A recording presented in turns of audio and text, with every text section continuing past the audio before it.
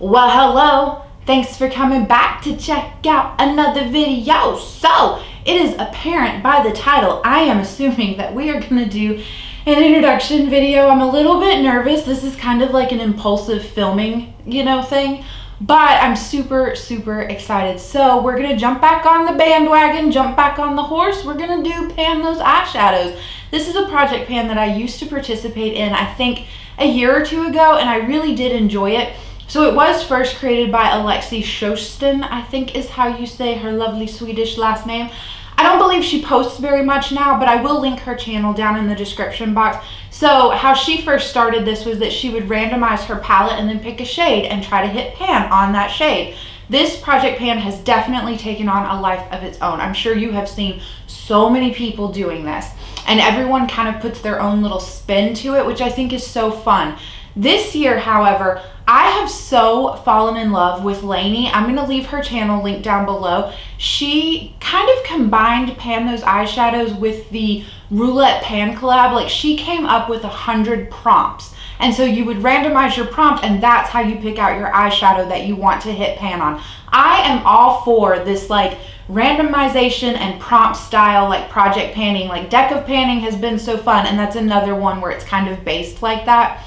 So I just got done today binge watching all of Laney's videos for this year for her Pan Those Eyeshadows, and I'm just like, I have to join in on this. It is just so much fun.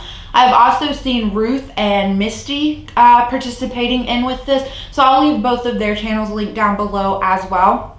I think each of them are doing it a little bit differently too. I am choosing to kind of follow Laney, but I have a little bit of different rules for myself, so we'll get all into that. But yeah, I just wanted to make sure I give her the credit because this is totally her idea.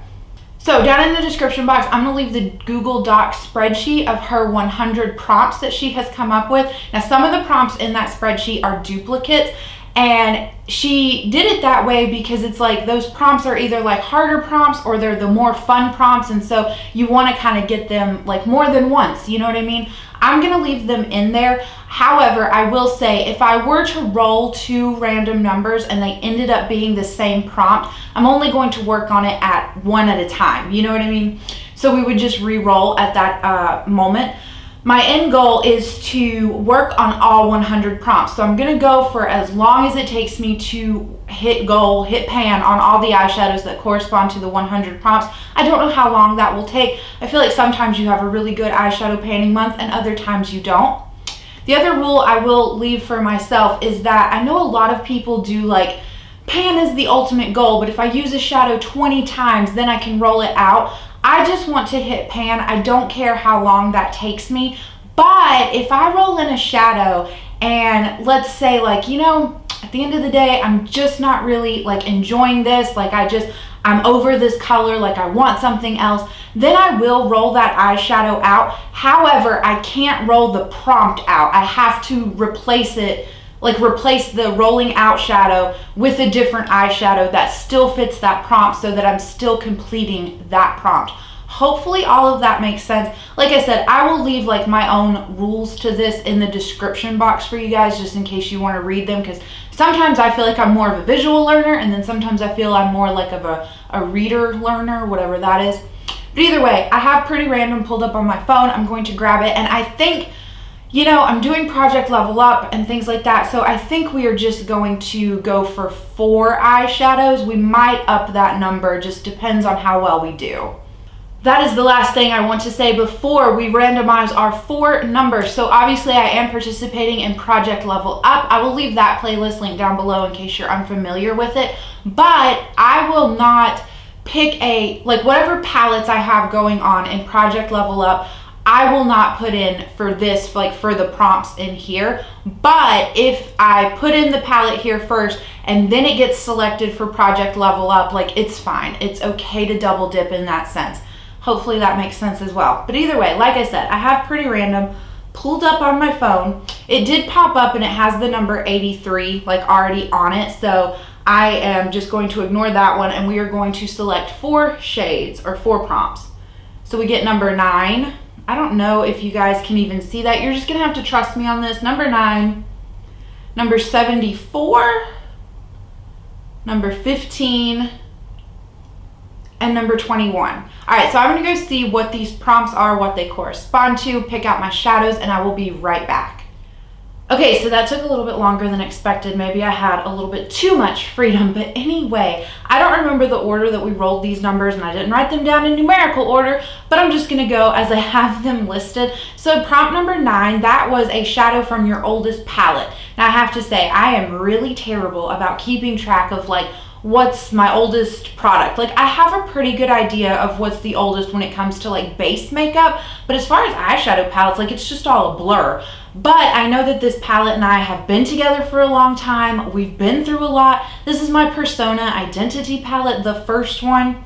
This is what mine looks like on the inside. I have 3 shadows completely finished off and 2 shadows with pan. This Fearless shade does technically have pan, but that happened after I dropped it, so I'm not counting that one. Anyway, I figured I could pick a shadow from this palette because it is one of my oldest palettes within my collection. So I'm kind of going for a boring shade. It is a matte shade, but I swear to you guys, I have used this shadow probably 50 plus times, if not 100 plus times in its lifetime, and there's not even a dip on it. And I want to win. You know what I mean? Like I'm giving a personality to an inanimate object here again, but I will not be bested. So I'm gonna pick this shade Charming right here. If I bring it in, it is this shadow right here. I'm going to swatch everything out on my hand and insert a picture after we're done talking about the shadows. But yeah, so I'm going to bring this in. It's just like a neutral kind of brown color. It'll really lend itself well to going with a lot of different eye looks, even if I do something on the more colorful side. Like it's not a warm tone brown, but it's not really a cool tone brown. It's more of like a neutral brown. So yes, first shadow is Charming. Okay, so prompt number 74, it's a shadow that starts with the letter W. Glad I'm getting this one out of the way first because I don't have a lot of shadows that start with the letter W, or at least not a lot that I'm like willing to pan. So I pulled out a palette that is a little bit of a struggle for me to reach for. So I feel like that was an accomplishment in and of itself. But we're gonna go with the BH Cosmetics Lost in Los Angeles palette. This is an all pastel palette, and you guys know, like I'm not the biggest fan of all pastel looks, and I'm not saying I'm going to create a lot of full-on pastel looks using this, but I thought it would be good to roll in a shadow from this palette. It is another matte shade, but it is the shade WeHo right here. I think that's how you say it. It's this light, like kind of peachy shade. So it's one of the more like safer colors within this palette, but I'm hoping that in pulling this one out and pulling this into this project, it will also like help me to reach for this palette more as a whole. So that will be our W shade. All right, so prompt number 15 is a mainstream brand. Now this one was a little bit harder for me because I feel like some indie brands are getting to be more mainstream, like even if they're not sold in brick and mortar stores like Sephora and Ulta, like their names are being used and thrown around a lot more within the beauty space. However, how I decided to pick a mainstream brand was, is it sold at Ulta and Sephora? If I told someone about, like if I said this brand name to someone who's not really as into makeup as I am, would they know what I'm talking about? So I went with the Natasha Denona Retro palette, sold at Sephora. I do feel like Natasha Denona is a well enough known name to where a good amount of people are gonna know what you're talking about. So I wanted to pick out this shade Psychedelic here in the dead center. It's more of like a topper shadow within this palette, but you can build it up onto your lid and use it as like a full-on lid shade. So here it is right here. I do have a little bit of a dip forming in this one. I would say this is one of the more used shadows that I have that I'm pulling into here.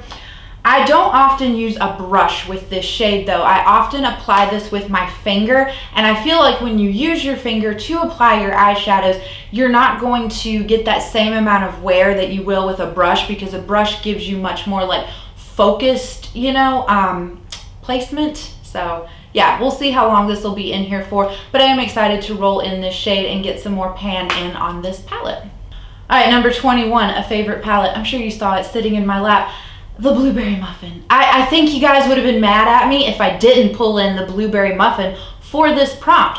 So I am really sad too that I rave about this being a favorite palette and I have no pan to show for it within this palette. So kind of cheating just a little bit. I am going to pick out a shade that I do already have quite a nice dip on, but it is one of my absolute favorite shades from within this palette. So it is the Yummy shade right here. I don't know if you can see the dip. Again, I will probably take like close-up pictures of these shadows and insert them, and then I'll do that for the color story so that you guys can see. I tried to make a somewhat cohesive color story in picking these out, so I stayed more on like the neutral slash kind of pinky side of things. I feel like that'll lend itself really well to being able to pull in multiple shadows into a look, since I do have a lot of other eyeshadow projects going on. But yeah, that wraps it up for this video. I do feel like I am forgetting to mention something, so please check the description box, because that is where future Haley, editing Haley, she always comes in and saves my booty, because she tries to make sure that those description boxes are nicely filled out with all of the information that you will ever need. So I hope you guys are excited for this. I am totally excited. Obviously, I'm stumbling over my words. But yeah, that's it. Let me know down below if you also do this project. Either you do it like regular pan those eyeshadows, we'll say, or if you're like following along and using Laney's prompts as well. And do not forget to go and check out all of the lovely people that I have listed in my description box. Go tell them hi, hello, how are ya? I hope you're having a good day, a good night, or a good whatever. And I will catch you guys in the next one. Bye.